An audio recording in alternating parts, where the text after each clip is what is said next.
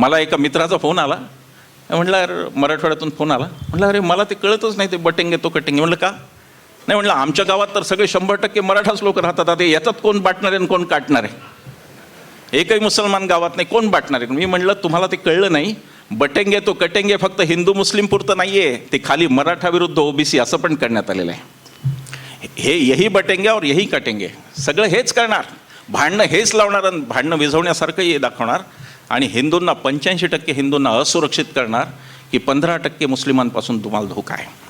आणि मुस्लिमांनी मतशक्तीतून जर बळ दाखवलं तर हे त्याला म्हणणार वोट जिहाद.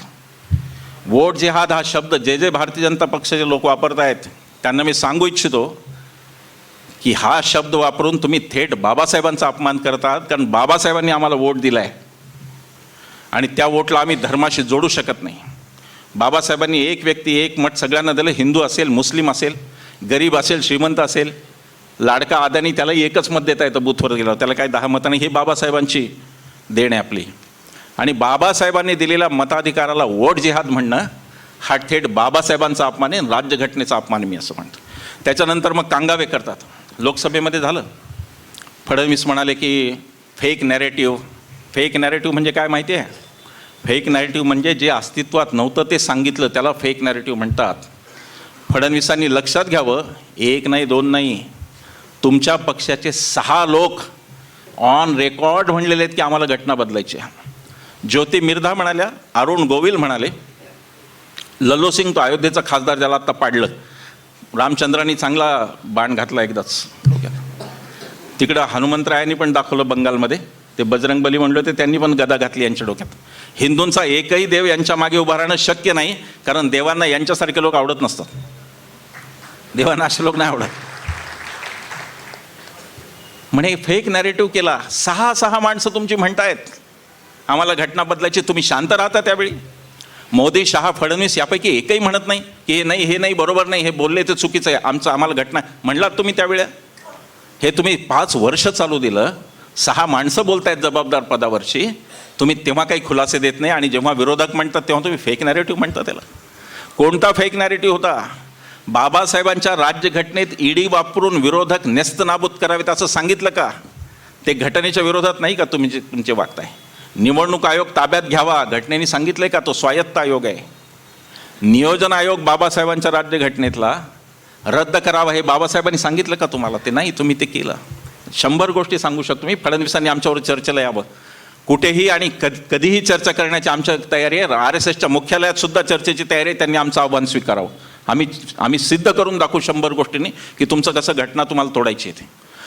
म्हणजे चालेल तिथपर्यंत चालू द्यायचं, रुजलं तर रुजलं, पचलं तर पचलं, पुढे गेलं तर गेलं. आणि जर अंगावर आलं, महाराष्ट्रात आलं तसं, मग मात्र फेक नॅरेटिव्ह म्हणायचं. फेक नॅरेटिव्ह नव्हता तुम्हाला राज्यघटना.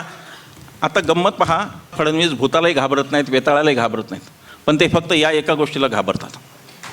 ही एक गोष्ट आहे.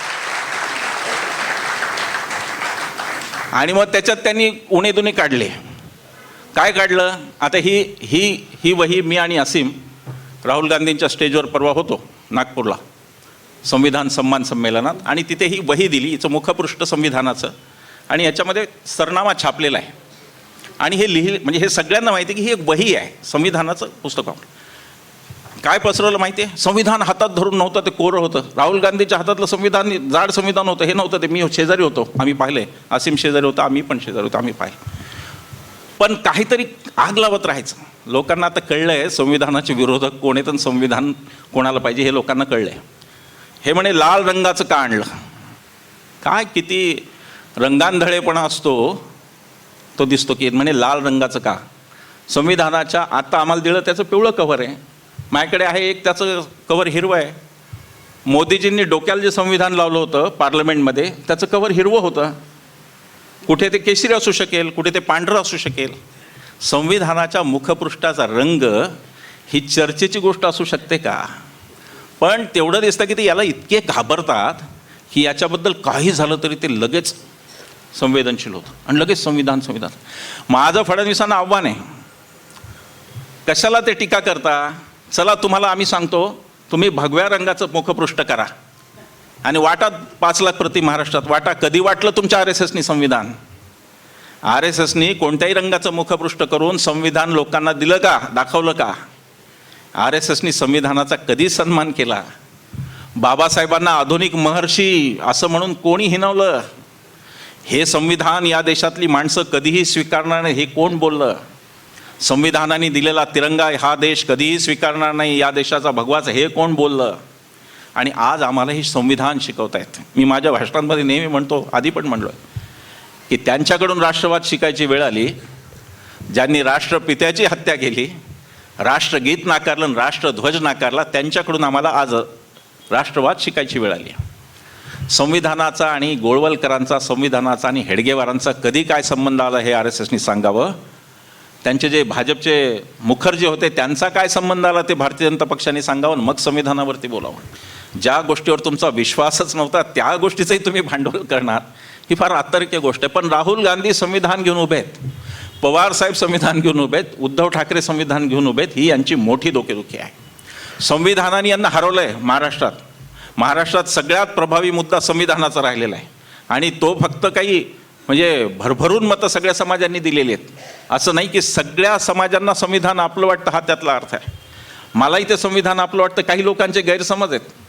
काही लोकांना असं वाटतं की संविधान आणून बाबासाहेबांनी दलितांना मुक्त. अरे नाही, बाबासाहेबांनी या देशातल्या 97% प्रजेला मुक्ती दिलेली आहे. जर संविधान जर नसतं आणि संविधान जोपर्यंत नव्हतं आणि मनुस्मृतीचं दहन झालं नव्हतं तोपर्यंत माझी आई, माझी बहीण, माझी बायको, माझी मुलगी सगळ्या शूद्र होत्या. त्यांना माणूस म्हणून जगायचा अधिकार नव्हता. बाबासाहेबांनी माझ्या आईला, बहिणीला, बायकोला मुक्ती दिलेली. हे मला इथे सगळ्या बसलेल्या प्रत्येकाला आपल्याला हे लक्षात. या देशातले OBC, या देशातले दलित, देशातले अल्पसंख्याक, या देशातले हिंदूसुद्धा या संविधानाची RSSवाल्यांना खरं प्रशिक्षण दिलं पाहिजे. आम्ही फुकटात देऊ माहिती त्यांनी सांगितलं. त्यांनी सांगावं आम्हाला नागपूरहून आम्ही फुकट ट्रेनिंग द्यायला जाऊ त्यांना. संविधान वाचलं का बघा. हे असं संविधान आहे ज्याच्यामध्ये अलौकिक एकाही धर्माचा उल्लेख नसलेलं हे संविधान आहे. कुठल्याही धर्माचा उल्लेख न करता लिहिलेलं हे संविधान आहे. आणि मला आश्चर्य वाटलं, श्रीलंकेतल्या एका माणसाने सांगितलं, एका सभेत आम्ही एकत्र होतो, असीमही होता त्या सभेत. मला लाज वाटली माझी की मला कसं नाही माहिती आहे, भारतीय असून मी संविधान करतो, मला कसं माहिती नाही. त्या माणसाने असं सांगितलं आणि हे कोल्हापूरमध्ये सांगणं महत्त्वाचं आहे. कारण विज्ञान सांगितलं म्हणून एका माणसाला पानसरे अण्णांना मारलेलं आहे त्यांनी, म्हणून हे कोल्हापुरात सांगायचं. ते सांगायचं हे की भारतीय संविधान हे जगातलं एकमेव संविधान आहे ज्याच्यामध्ये शास्त्रीय दृष्टिकोन अर्थात सायंटिफिक टेम्परामेंट हा शब्द आहे. हे जगातलं पहिलं आहे. RSSनी संविधान नीट समजून घ्यावं, पण त्या समजून घेण्याची अट अशी आहे की त्यांना त्यांच्या डोक्यातली मनुस्मृती बाजूला काढावी लागेल. आणि मनुस्मृती फक्त दलितांच्या बाबतीत नसते. मनुस्मृती बायकांचे फोटो काढण्यामध्ये पण मनुस्मृती असते. आणि रस्त्याने गाडी चालवत असताना एखादी महिला चालक ओव्हरटेक केल्यानंतर जो चेहरा होतो रागीट, त्याच्यातही मनुस्मृती असते. ही ती मानसिकता आहे जी बायकांना कायम. हिंदू कोडबिलाचा विरोध कोणी केला सगळ्यांना माहिती आहे. कोण होतं त्याच्या विरोधात उतर. गंमत आहे या देशात. मला गंमत वाटते, पंतप्रधानांची तर फारच गंमत वाटते. पंतप्रधानांनी इतकं विनोदी भाषण जगात कोणी करत नाही. कशाला संबंध नाही, बादरायण संबंध नाही कशाचा, काही मेळ नाही कशाला. म्हणजे समजा मी कोल्हापूरमध्ये राहत पण नाही, काही नाही, तरी येऊन मी इथं म्हणायचं माझ्या कोल्हापूरमध्ये जे राहणार नाही असं मी म्हणायचं कारण आहे का? मी राहतो पुण्याला. काही संबंध नाही यांचा. परवा ते म्हणले OBC आरक्षण काँग्रेस खतम करना चाहती है. मी डोक्याला हात लावला की काय बोलावं आता. OBC आरक्षणाचा मंडळ आयोग इंदिरा गांधींच्या काळात आला.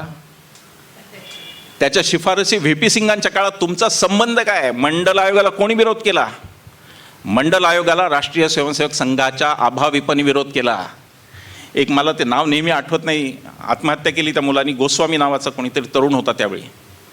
तो अखिल भारतीय विद्यार्थी परिषदेचा होता आणि आरक्षण येऊ नये मंडल आयोग म्हणून त्यांनी केली. यांचा पक्ष संपूर्ण मंडल आयोगाच्या विरोधात उभा होता. VP सिंगांचं सरकार पाडण्यापर्यंत यांनी केलं. आणि आज हे म्हणतायत काँग्रेस OBC आरक्षण घेऊन. काय संबंध लावायचा आणि काय बोलायचं? बालवाडीत असल्यासारखं वाटतं कधी कधी की जे आपलं खेळणं नाही ते माझंच खेळणं आहे म्हणणारा एखादा मुलगा असून तसं काहीतरी वाटतं. आणि तुमचा काही संबंध नाही त्याच्याशी. या देशातल्या आरक्षणाशी तुमचा कोणत्याही चांगल्या गोष्टीशी संबंध नाही आहे. मनमोहन सिंगांच्या काळात मी सांगितलं, मागच्या सभेत रिपीट नाही करत, 6 कायदे आले. भूमी अधिग्रहण, मनरेगा, अन्न सुरक्षा कायदा, आपलं ही कोणती शिक्षणाचा हक्क, माहितीचा अधिकार, सगळं मोदींच्या 10 वर्षात दाखवावं एक कायदा लोकांच्या हिताचा आलेला. अदानीच्या हिताचे आणि पार्लमेंटचं काम फक्त भांडवलदारांची कर्ज माफ करणे हे ठेवलं. तुम्ही काहीही केलं नाही ते तुम्ही दाखवा लोकांना.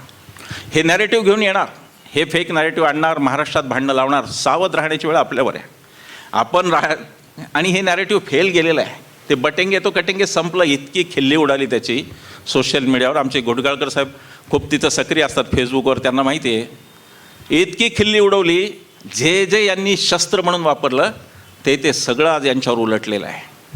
जो सोशल मीडिया द्वेष पसरवण्यासाठी वापरला तो आज यांच्यावर इतका उलटला की जर 10 पोस्ट राहुल गांधीचे ट्रोलिंग करणार असतील तर 90 आता मोदींची ट्रोलिंग. ही देशात संस्कृती तुम्ही चांगली.